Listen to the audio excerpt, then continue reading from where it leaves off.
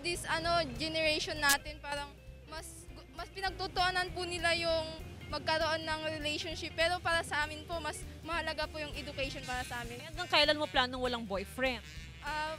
Mapagtapos mo ng pag-aaral, tas ayun, doon ko po sisimulan ko po maghanap ng boyfriend. Oh no! Ay, okay lang maging single kasi lahat magagawa mo. Walang puipigil sa'yo. Kasi mas gusto nilang magtrabaho tapos yung iba ayaw nilang masaktan. Ayaw nilang magkaroon ng obligasyon. Yun lang. Mahirap ba yung pumasok sa buhay may asawa? Ay, mahirap pero sa una maganda pero pag sa tiyaga-tiyaga lang lang talaga yun. Pero masaya pag may pamilya. Masaya.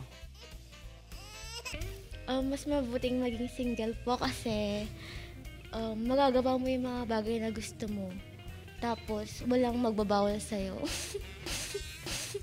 Love yourself lang muna.